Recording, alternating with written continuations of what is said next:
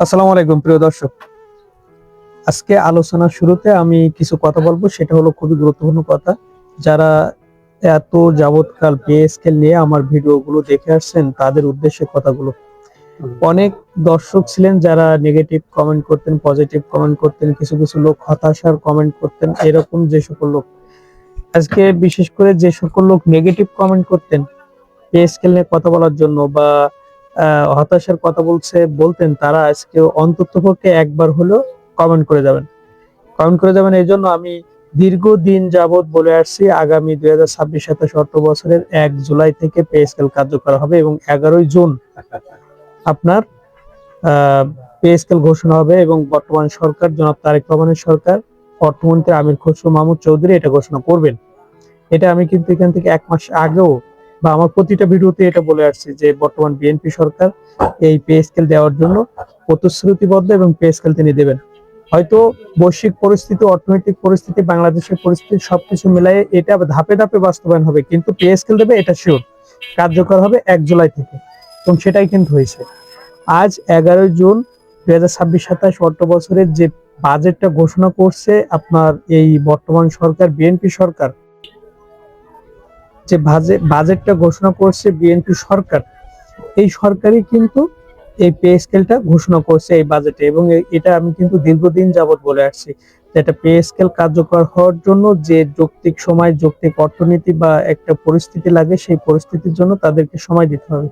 আজকে যখন আমির খসরু মাহমুদ চৌধুরী অর্থ পরিকল্পনা মন্ত্রী সংসদে দাঁড়িয়ে ঘোষণা দিলেন যে আগামী 1 জুলাই থেকে পে স্কেল কার্যকর হবে, এর জন্য কত টাকা বরাদ্দ বা কিভাবে কার্যকর হবে এই বিষয়গুলো কিন্তু বলি নাই, কিন্তু কার্যকর হবে 2026-27 অর্থ বছরের প্রথম দিন থেকে, অর্থাৎ 1 জুলাই থেকে, এবং এটা ধাপে ধাপে শেষ হবে। আগামী 3 বছর লাগবে এই পে স্কেলের কার্যক্রম সম্পূর্ণ শেষ হতে, মানে পে স্কেলটা সম্পূর্ণ পেতে আপনাকে 2028-29 অর্থ বছর পর্যন্ত অপেক্ষা করতে হবে, তাহলে আপনি পে স্কেলটা পেয়ে যাবেন।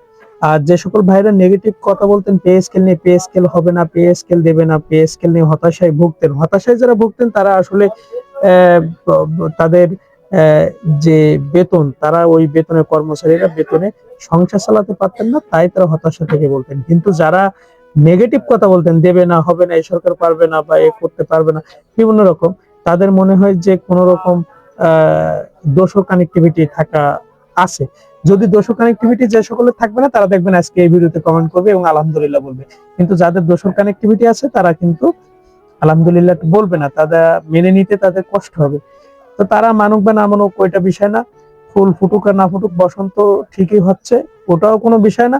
বিষয়টা পে স্কেলটা কার্যকর হচ্ছে এবং সরকারি কর্মচারীরা, বিশেষ করে কর্মচারীরা উপকৃত হবে। এই পে স্কেলটা মূলত কর্মচারীদের দাবি দেওয়ার পরীক্ষিতে, তাদের যৌক্তিক দাবি, ন্যায্য অধিকারের পরীক্ষিতে কিন্তু এই পে স্কেলটা, এখানে কিন্তু অনেক বিষয়কে সংযোজন করা হয়েছে, অনেক বিষয় বিয়োজন করা হয়েছে। তো প্রিয় দর্শক, ভালো থাকবেন। পে স্কেলের খুশিতে একটা করে কমেন্ট করে যাবেন। আসসালামু আলাইকুম।